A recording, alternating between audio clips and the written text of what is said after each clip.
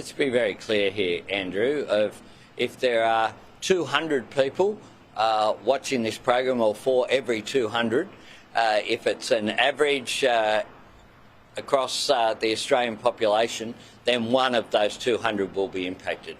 Just 0.5% of people. People who are already getting a considerable benefit, a concession if you like, will still get a concession. It will just be less than they're getting at the moment. They lied to you. Again. While you're busting your guts, clocking in early, slogging through traffic, and paying through the nose for groceries, power bills and rent, the political elite are sitting pretty, untouched, sipping taxpayer-funded wine with their feet up. And now we've got proof. Former state premiers and pollies, the ones who've already had their snouts in the trough for decades, are going to dodge Labor's so-called fair super tax. Yeah, the one the government swore up and down would make the system more equal. What a bloody joke. Before we tear into the $3 million super tax scam, where average Aussies get hit while ex-premiers walk away tax-free, smash that like button like you're smashing double standards. Subscribe if you're tired of elites dodging what they dump on the rest of us. And grab the Promise Never Delivered Truth tee. Link below. Righto, so here's the spicy truth straight from Canberra's underbelly. While Labor's out here preaching about fairness, pushing their new superannuation tax that's supposed to hit those with more than $3 million in their super, they've sneakily carved out a get-out-of-tax-free card for some of their own. Former state premiers and members of parliament on the old-school pension scheme, the real golden ticket that ended back in the early 2000s, are completely exempt. That's right, exempt. No extra tax. Nada. Zilch. Now think about that for a second. You, me, every regular Aussie, we get taxed on the nose for everything. Can't even fart without the ATO sniffing around. But these blokes, Jeff Kennett, Bob Carr, even Justin Allen, who got in just before the cutoff, they're gliding through untouched. And don't even get me started on judges and state governors. If your super hits 3 mil and you're not in their inner circle, too bad, mate. You're copping the 30%. But if you're a former state premier, all good, champ. You're safe. The government reckons it's only going to hit 0.5% of Aussies. That's about 1 in 200. But here's the kicker. That $3 million cap, it's not indexed. So as inflation keeps creeping and more people actually do the right thing by saving up for retirement, more and more ordinary Aussies are going to get whacked by this. Not because they're rich fat cats, but because they planned ahead and got stitched up by a rule that wasn't made to move with the times. Let me tell you what this really is. It's classic smoke and mirrors. Albanese and Chalmers are selling you a Robin Hood tax. Rob from the rich to give to the battler, but they forgot to mention that Robin's got a private guest list. And the battlers, still coughing up, still fighting over scraps. The rich, only the wrong rich get taxed. The political rich, they're all good, mate. And while we're at it, let's talk hypocrisy. Remember all those speeches? All that noise about cracking down on loopholes, closing the gap between the rich and poor, making the system fairer? Turns out, fairness has a postcode. And unless you live in the Parliament House retirement village, you're not invited. So will the likes of Peter Dutton and Anthony Albanese, who both entered Parliament before 2004, be subject to these super tax increases? Yes, and we've made that clear.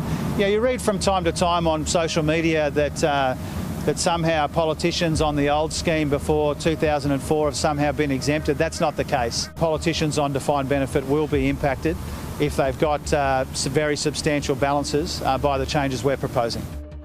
Jim Chalmers tried to spin it last week, saying federal politicians would be affected.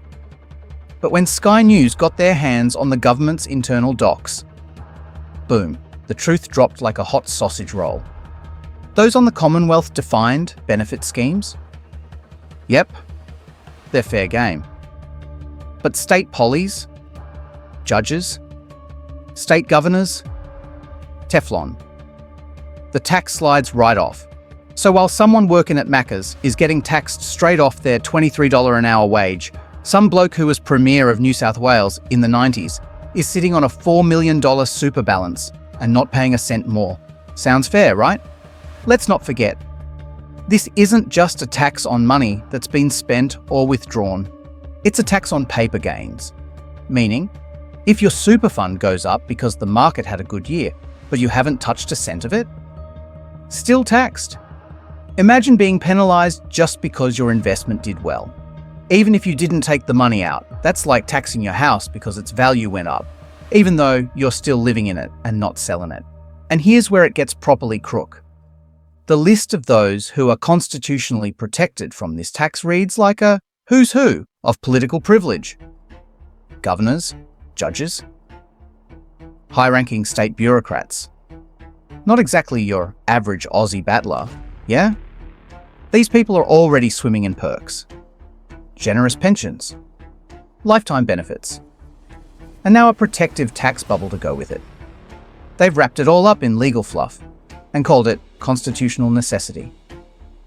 But you and I both know what it is. It's old mates looking after old mates. It's the boys' club, alive and well, just with shinier suits and fancier words. And the Greens?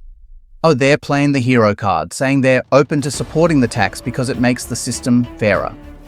David Shoebridge even came out and said it's not right for multimillionaires to be getting tax breaks. Fair enough. But ask yourself, do they even know who's actually getting exempted here? Or are they just happy to take the win, stick it to the Liberal base, and move on? Mate, this isn't about left or right anymore. It's about top and bottom. And right now, the top's taking the piss. Let me make it dead simple. If you're a hard-working Aussie trying to build a decent retirement nest egg, maybe running your own business, maybe just saving hard, this tax is coming for you. But if you were once a state MP, or ran a courtroom, or shook hands with the Queen in a governor's uniform, you're sweet, you're safe, you're in the circle of trust. This is why people don't trust politicians anymore. This is why voters are angry. Because every time they say, we're all in this together, they mean you are, not them. So, yeah, it's controversial, it's unfair, it's a dog act. But will anything change? Only if enough Aussies wake up to it and start asking the hard questions.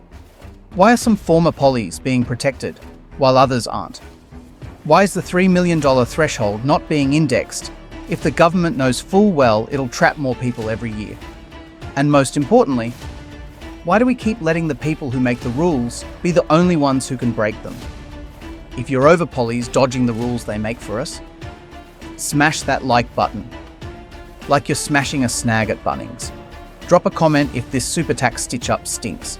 Grab the Promise Never Delivered Truth tee, link below. And if you're new here, hit subscribe. Until next time, legends. In Canberra, mates look after mates. And it ain't you.